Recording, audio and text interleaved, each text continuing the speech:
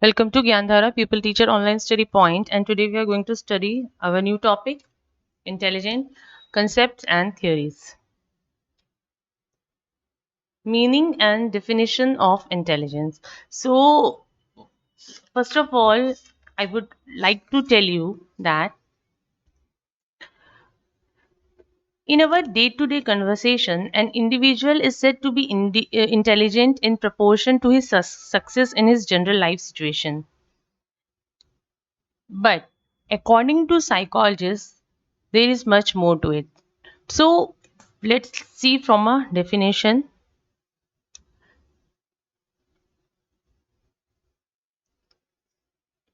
Wagner. A definition say intelligence is the capacity to learn and adjust to relatively new and changing condition. Human beings have been blessed with certain cognitive abilities that make him a rational being in contrast to animals because we all humans can reason, discriminate, understand, adjust, and face new situations. So, we are definitely superior to animals in all the aspects of the behavior. But human beings themselves are not alike and there are wide differences in the individual differences. In psychology, we term the it something that contributes significantly towards our achievement. In psychology we use the term intelligence, while in ancient time intelligence is considered as vivek by our rishi munis. Okay, so in modern time definition says ki there are many definitions, and if we join all the definitions, so intelligence is said to be first ability to learn. Second, ability to deal with abstraction, whatever abstract,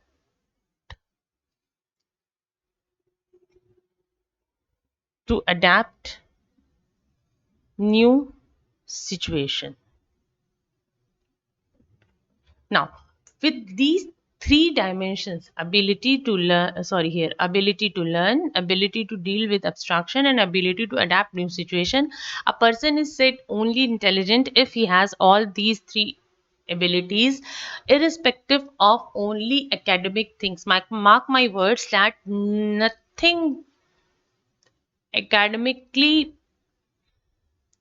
intelligent person is not always considered as intelligent, because it is not always possible intelligent person is emotionally intelligent also, or he is equally creative. So matlab, intelligence is not limited to the cognitive ability, but it is combination of mental, cognitive, social, everything.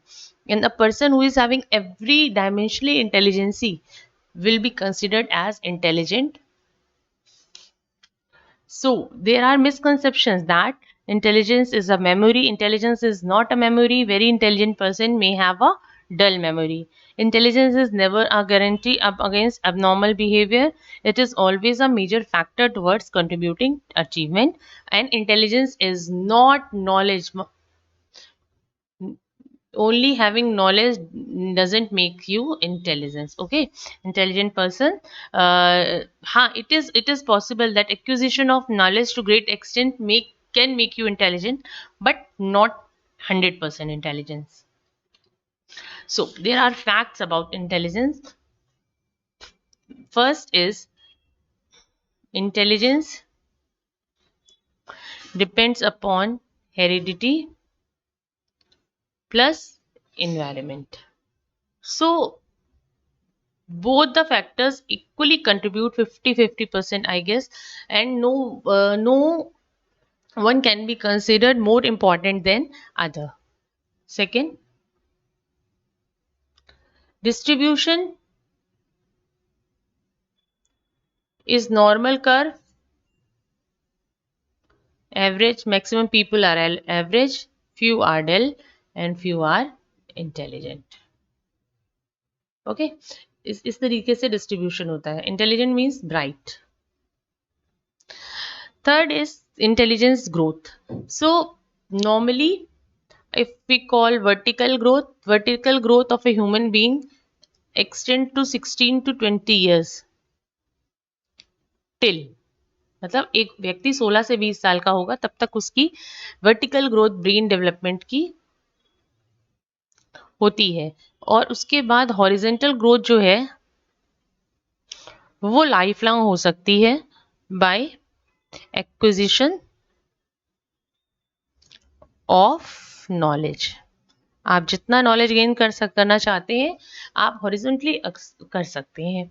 अगर हम gender differences की बात करें तो ऐसा studies बताती हैं, जैसे कि आप लोग सुनते भी होंगे कि women are less intelligent than men and vice versa. So there are no clear differences. So आप ये नहीं कह सकते कि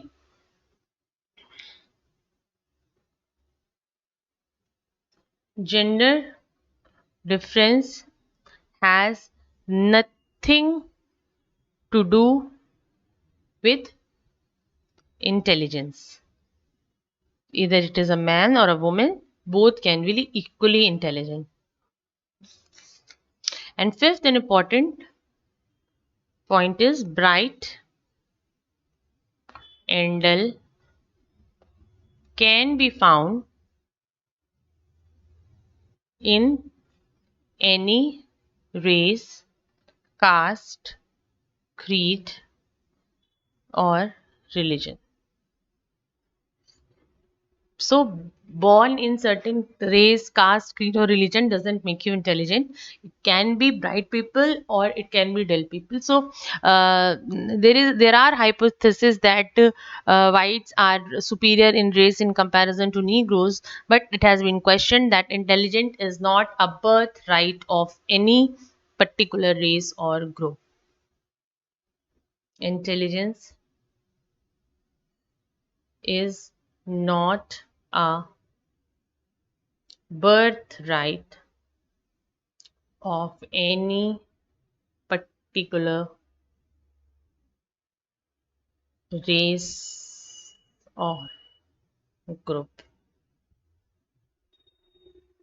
So these are the certain facts about intelligence which we have to know generally, and I have told all the misconceptions that intelligence is not memory, intelligence is not equaling knowledge, and intelligence is never about guarantee about abnormal behavior. So let's go on the theories of intelligence. There are lots of theories of intelligence which have been given by different psychologists to understand how intelligence operate and what types of behavior makes an individual intelligent or unintelligent. So the first there are factor theories, and first theory is unitary theory or monarchic theory. I think R is missing over here. Monarchic theory. So what the theory says, the theory says that intelligence consists of only one single unit, and that one single unit makes a person intelligent. Now how it is possible? Sometimes a child can be good in maths, weak in civics. So if according to this theory if he is intelligent with this one factor, then he should be intelligent in maths, civics, and every field. But we see that a person can be very good in maths but he is weak in language. So this theory got failed because intelligence is not a single unit. We require certain factors to do specific tasks. सो जब ये theory fail हुई तो एक second theory आई जिसको E.L. Thorndike ने दिया. Multi factor theory was given by E.L. Thorndike. इन्होंने कहा कि इंटेलेक्चुअल जो है वो अलग अलग फैक्टर्स की बात करते थे। उन्होंने कहा न्यूमेरिक फैक्टर होते हैं, वर्बल फैक्टर्स होते हैं, स्पेशल फैक्टर्स होते हैं और बहुत सारे अलग अलग फैक्टर्स होते हैं। मतलब एक जनरल इंटेलिजेंस की बात नहीं की, जो कि यहाँ पे यूनिटरी थ्योरी में इन्होंने ये कहा कि एक ही स्पेसिफिक फैक्टर होता है जो कि होता है जनरल इंटेलिजेंस। यहाँ पर इन्होंने कहा कि जनरल इंटेलिजेंस जैसा कुछ होता ही नहीं है और हर टास्क के लिए अलग अलग फैक्टर्स जरूरी होते हैं। लेकिन यहाँ पर इनकी थ्योरी भी वर्क करने लगी, क्योंकि इनकी थ्योरी भी फेल हुई बिकॉज इंटेलिजेंस होने के लिए एक कॉमन फैक्टर सब में होना ज़रूरी था। मान लो किसी की न्यूमेरिक की एबिलिटी अच्छी है उसके अंदर और वर्बल फैक्टर्स नहीं है तो भी वो फेल हो जाएगा। मान लो उसका स्पेशल फैक्टर है, वर्बल फैक्टर है, न्यूमेरिक की एबिलिटी नहीं है, तब भी वो फेल हो जाएगा। तो यहाँ पे क्या हुआ कि उन्होंने जो सेपरेट एलिमेंट्स की बात करी, एक एक फैक्टर की बात नहीं करी। तो एक सर्टेन एबिलिटी, मतलब हम ये नहीं कह सकते कि किसी के पास एक स्पेसिफिक एबिलिटी है तो वो पर्टिकुलर उस एरिया में पूरा पूरा सक्सेसफुल हो ही जाएगा या सक्सेसफुल नहीं होगा।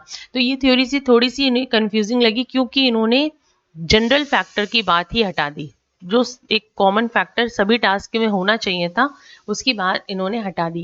इन्होंने अलग अलग फैक्टर्स बताए जो कि मतलब प्रैक्टिकली पॉसिबल नहीं थे। किसी के पास एक फैक्टर एक चीज का हो सकता है और वो उसी फील्ड में एक्सेल कर सकता है, तो इसका मतलब ये है कि जो दूसरी और फैक्टर्स हैं अगर उन फील्ड में वो एक्सेल नहीं करता है तो इसका मतलब वो लेस इंटेलिजेंट है, जबकि ऐसा नहीं होता है। अब इसके बाद स्पीयरमैन ने एक थ्योरी दी जिसमें उन्होंने कहा कि तो ऑब्वियसली ये थ्योरी जो थी वो स्पीयरमैन द्वारा दी, टू फैक्टर थ्योरी कहलाई। It was given by Spearman. यहाँ पे उन्होंने कहा, इन्होंने वही बात कही जो थॉर्नडार्क जिसमें फेल हो गया। उन्होंने कहा कि अलग अलग फैक्टर्स होते हैं किसी भी एबिलिटी को करने के लिए और एक जनरल फैक्टर भी होता है जो ओवरलैप करता है इन सारे फैक्टर्स को। मान लो किसी भी टास्क को करना है तो G+S1, G+S2, मान लो अगर उन्हें कोई वर्बल एबिलिटी करनी है तो वो जनरल फैक्टर प्लस S1 के फैक्टर की ओर जाएगा। अब वहाँ पे अगर उसको स्पेशल एबिलिटी करनी है तो G1 प्लस वो S2 की तरफ जाएगा। तो उन्होंने इस तरह की थ्योरी की बात की। उन्होंने कहा कि there is something that might be called general intelligence. एक जनरल मेंटल एबिलिटी होती है जो सभी टास्क को पूरा करती है और एक पर्टिकुलर टास्क को करने के लिए एक स्पेसिफिक एबिलिटी भी होनी चाहिए जो व्यक्ति को बहुत और ज़्यादा इंटेलिजेंट बनाती है। फॉर एग्जाम्पल के तौर पे कि एक व्यक्ति को हिंदी में अगर उसको परफॉर्म करना है और उसमें उसकी हिंदी का व्याकरण और भी अच्छा है तो वो G+S1 की एबिलिटी रखेगा। और यहाँ पे जो फैक्टर G है वो उसकी डिग्री जो है वो ज़्यादा भी हो सकती है कम भी हो सकती है अकॉर्डिंग टू स्पीयरमैन। लेकिन स्पीयरमैन की थ्योरी को क्रिटिसाइज किया गया कई सर्टेन ग्राउंड्स पे। क्यों? क्योंकि इन्होंने नाम तो दिया था अपनी थ्योरी को टू फैक्टर थ्योरी, लेकिन लेकिन इंटेलिजेंस के तो कई फैक्टर्स होते हैं अलग अलग। तो ये इस तरीके से एक एक तो इन्होंने जनरल फैक्टर की बात करी, फिर S1, S2, S3 कई फैक्टर्स की बात करी। तो पहला अपना इन्होंने नाम ही इनकी थ्योरी का गड़बड़ हो गया। और सेकेंडली उन्होंने ये कहा कि हर टास्क को करने के लिए एक कॉमन फैक्टर और एक जनरल फैक्टर की जरूरत होती है। उस हिसाब से डॉक्टर, नर्स और कंपाउंड, इनके अकॉर्डिंग तीनों का आईक्यू लेवल एक बराबर होना चाहिए, क्योंकि एक ही जैसा टास्क वो परफॉर्म कर रहे हैं। जबकि हम सभी जानते हैं कि डॉक्टर्स, नर्स और कंपाउंडर तीनों के आईक्यू में अच्छा खासा अंतर होता है। तो स्पीयरमैन की टू फैक्टर थ्योरी जो थी वो फेल हो गई। इसके बाद थर्स्टन ने दिया एक for the factors not common to all the intellectual abilities but there are a new term considered here, a group factor theory, जिसको दिया था L थर्स्टोन ने। L थर्स्टोन ने कहा कि जनरल फैक्टर्स के साथ एक सेकेंड ऑर्डर ग्रुप फैक्टर होता है, ये जो कि आप देख पा रहे हैं। और इसमें भी, इसके साथ भी ये देखिए इतने सारे ग्रुप फैक्टर्स होते हैं। ये जिसमें V है आपका वर्बल फैक्टर, है ना, W है आपका word fluency, N stand for numeric ability, S stand for spatial factor, जहाँ पे आप स्पेशल मतलब 3D की बात करें.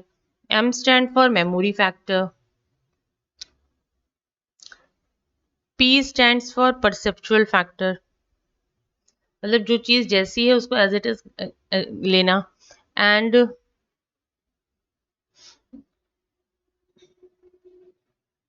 यहाँ पे एक फैक्टर और हो सकता है PS, जिसको प्रॉब्लम सॉल्विंग कहते हैं, प्रॉब्लम सॉल्विंग फैक्टर.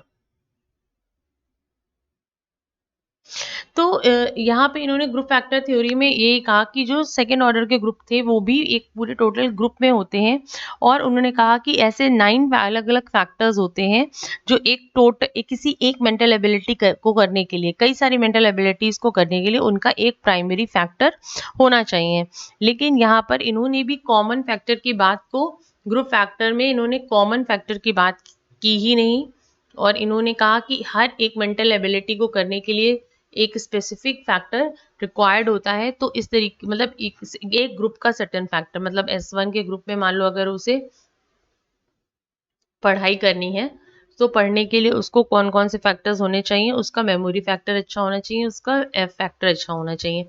लेकिन यहाँ पे इन्होंने कॉमन फैक्टर की बात हटा दी और यहीं से इनकी थ्योरी भी फेल हो गई. इन्होंने ग्रुपिंग की तो बात करी, लेकिन यहाँ पर इन्होंने ये बताना जरूरी नहीं समझा कि एक कॉमन फैक्टर भी important रोल प्ले करता है.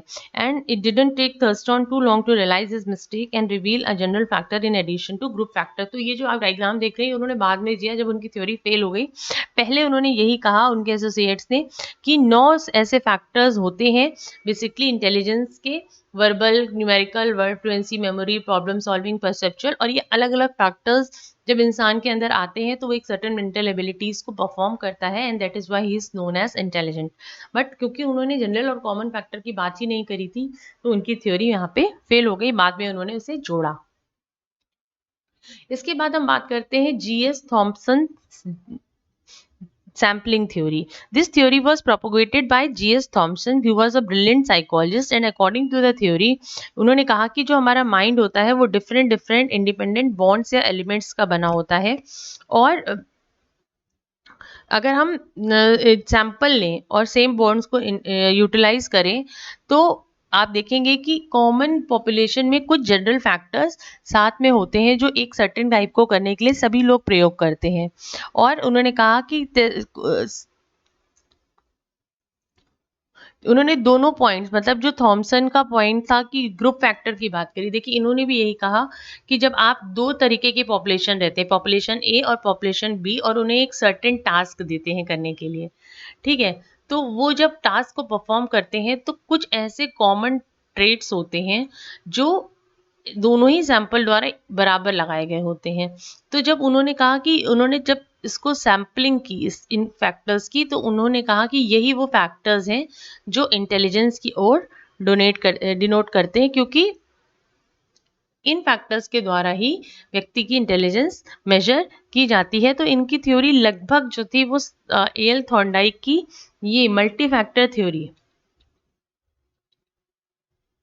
ये इस थ्योरी की बात उन्होंने की कि जब कॉमनली हम सैम्पलिंग करते हैं पॉपुलेशंस की तो एक कॉमन फैक्टर्स आते हैं. एट द सेम टाइम्स उन्होंने जी फैक्टर को इक्वल यूजफुल, हाँ यहाँ पे इन्होंने ग्रुप फैक्टर की जो बात करी उसको यूजफुल बताया. आई होप ये आपको थ्योरी थोड़ी सी कंफ्यूजिंग लग रही होगी. देखिए इसमें बहुत सिंपल है, कुछ नहीं है. आप दो पॉपुलेशन लीजिए, पॉपुलेशन ए पॉपुलेशन बी, उन्हें एक सर्टेन टास्क करने को दीजिए. तो आप ये देखेंगे जो इंटेलिजेंट लोग होंगे ए ग्रुप के और बी ग्रुप के, जब आप उनकी सैम्पलिंग करेंगे तो कुछ ऐसे फैक्टर्स पाएंगे जो इक्वल होते हैं दोनों ही पॉपुलेशंस में, ठीक है. तो उन्होंने कहा कि यही कॉमन फैक्टर्स हैं जो उनकी इंटेलिजेंस को डिनोट करते हैं. और उन्होंने कहा कि जो जनरल कॉमन फैक्टर होता है वो तो एग्जिस्ट करता ही है, उसके साथ साथ ये ग्रुप फैक्टर्स इंपॉर्टेंट होते हैं. इसके बाद वेर्नॉन्स की हायरार्किकल थ्योरी आई. ये थ्योरी दी थी P. E. वेर्नॉन ने. ये भी एक ब्रिटिश साइकोलॉजिस्ट थे और इन्होंने अपनी थ्योरी दी। इन्होंने ये कहा कि जो इंटेलेक्चुअल एबिलिटीज़ होती हैं किसी भी व्यक्ति में, वो हायरार्कल ऑर्डर में होती हैं। हायरार्कल ऑर्डर में सबसे टॉप पे होता है ये जी, यानी एक जनरल फैक्टर। ठीक है। उसके नीचे दो प्रोमिनेंट ग्रुप होते हैं, एक होती है वर्बल एजुकेशन और एक होती है प्रैक्टिकल मैकेनिकल स्पेशल, इन चीज़ों के लिए एबिलिटीज। फिर इन्होंने कहा कि इन फैक्टर्स को भी माइनर और नीचे डिवाइड किया गया सब फैक्टर्स में, और डिफरेंट डिफरेंट मल्टी मतलब और स्पेसिफिक फैक्टर्स के अंदर बांट दिया। तो उन्होंने कहा कि जिसके अंदर ये जो हायरार्की लेवल होता है, जिसके अंदर ये चीज़ें ऊपर की तरफ जा रही होती हैं, वो उतने ही ज़्यादा व्यक्ति इंटेलिजेंट होता है। कुछ में थोड़े स्पेसिफिक फैक्टर्स होते हैं, कुछ में वर्बल एबिलिटी होती है और कुछ में मैकेनिकल एबिलिटीज़ होती हैं। इस तरह से जैसे हायरार्किकल ऑर्डर नीचे से ऊपर की तरफ जाता है, वैसे ही वो व्यक्ति उतना ही ज़्यादा इंटेलिजेंट होता है। ये वर्नर्स की हायरार्किकल थ्योरी थी। हालांकि सबसे ज़्यादा जो फेमस हुई वो थी गिलफोर्ड थ्योरी, जिसे मॉडल ऑफ इंटेलेक्ट भी कहा जाता है। और उन्होंने कई सारे टेस्ट किए इंटेलिजेंस के ह्यूमन बींग्स के ऊपर। और गिलफोर्ड और उनके जो एसोसिएट्स थे, उन्होंने कहा कि किसी भी मेंटल प्रोसेस को करने के लिए ह्यूमन बींग के लिए बेसिकली 3 पैरामीटर्स में, कोई भी ह्यूमन बींग जो अपनी काम करता है वो 3 पैरामीटर्स पे करता है, जिसमें सबसे पहला होता है कंटेंट, दूसरा होता है प्रोडक्ट और तीसरा होता है ऑपरेशन। सो कंटेंट क्या है? What are contents? कंटेंट्स का मतलब ये होता है the act of thinking, sorry, contents का मतलब है the type, the way we think. Products का मतलब होता है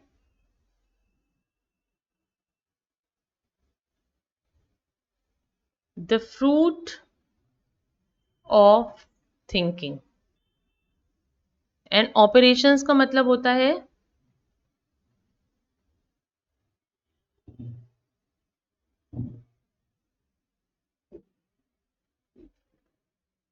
the way of processing information. तो कंटेंट में उन्होंने 5 एलिमेंट्स बताए: visual, auditory, symbolic, semantic and behavioural.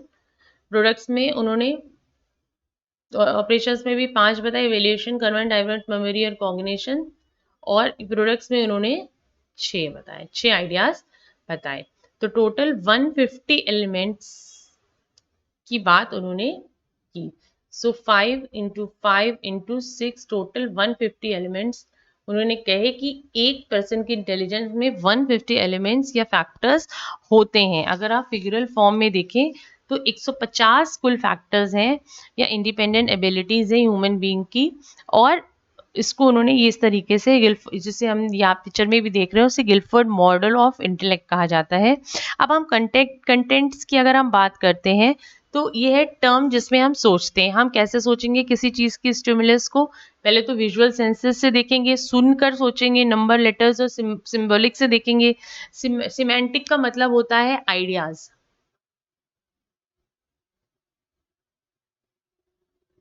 Semantic आपके लिए न्यू वर्ड हो सकता है। सिमेंटिक का मतलब होता है आइडियाज और बिहेवियरल का मतलब होता है एक्शन ऑफ पीपल। हम किस तरीके से सोचते हैं? हम इन 5 तरीके से सोचते हैं। फिर जो हमने सोचा उसकी उसका वे ऑफ प्रोसेसिंग इंफॉर्मेशन, हम कैसे उसकी इवेल्युएशन करते हैं? मतलब चीज़ों को कॉग्निशन यानी सोचते हैं, ध्यान करते हैं, मेमोरी यानी उस चीज़ को याद रखते हैं, डाइवर्जेंट मतलब एक प्रॉब्लम का कई सोल्यूशन निकालना, और कन्वर्जेंट का मतलब होता है कई सारी प्रॉब्लम एक सिंगल बेस्ट सोल्यूशन निकालना। और इवैल्यूएशन का मतलब होता है टोटल जो कुछ भी इंफॉर्मेशन हमें मिली, पॉजिटिव, नेगेटिव, गुड और बैड, उसके बारे में हमें डिसीजन लेना। तो ये हम इवैल्यूएशन करते हैं अपनी चीज़ों का। उसके बाद हमें प्रोडक्ट मिलता है। प्रोडक्ट हमें किस फॉर्म में मिलता है? यूनिट्स के फॉर्म में। यूनिट्स मतलब piece of information, number, letter, word या क्लासेस के फॉर्म में। ग्रुप ऑफ यूनिट्स जो होती हैं, रिलेशन के फॉर्म में कंसेप्ट हम जोड़ते हैं, सिस्टम्स के फॉर्म में मतलब क्लासिफिकेशन करते हैं किसी भी चीज़ को किसी से जोड़ के, ट्रांसफॉर्मेशन जो कंटेंट्स होते हैं उन्हें घुमा मतलब और उसके उसको और विस्तार से जानने के बारे में, और इन्फ्रेंस इम्प्लीकेशंस निकालना, यानी जो हमने सोचा उसका एक इन्फ्रेंस निकालना।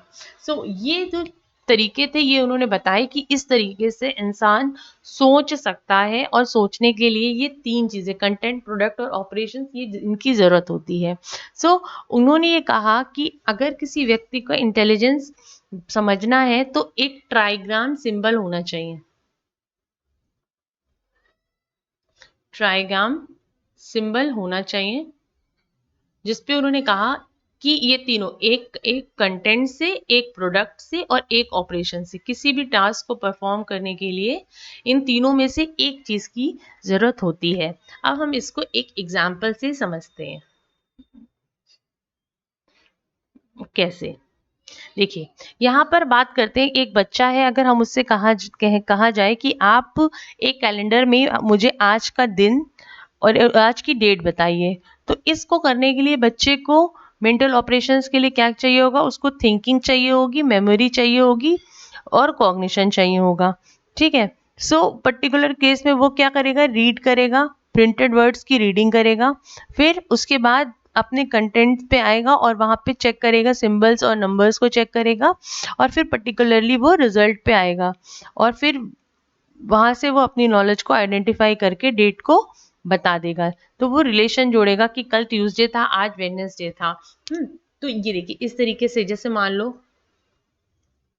एक कैलेंडर है जिसमें मंथ लिखा है, संडे, मंडे, ट्यूसडे, वेडनेसडे लिखा है, तो इसमें बच्चे से अगर आप कैलेंडर देखना पूछ रहे हो तो वो पहले देखेगा, देखने के साथ साथ रीड करेगा, समझेगा, समझने के बाद उसको वो अपनी माइंड से कॉग्निशन यानी ध्यान लगाएगा, सोचेगा कि किस तरीके से हम कैलेंडर देखते हैं, कहाँ पे क्या लिखा है, और केवल कैलेंडर पढ़ने के लिए उसको इन तीनों कंटेंट, प्रोडक्ट और ऑपरेशन में से किसी एक या दो चीज़ों की ज़रूरत पड़ेगी उस एक सर्टेन मेंटल टास्क को करने में।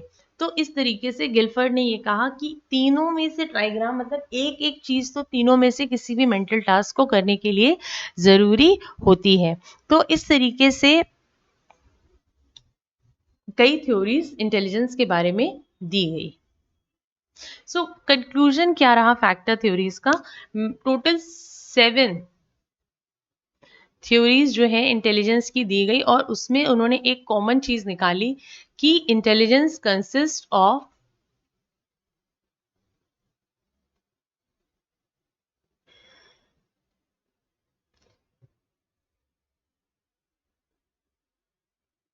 Three factors. First is general factor, G, common to all task. Second is specific factor,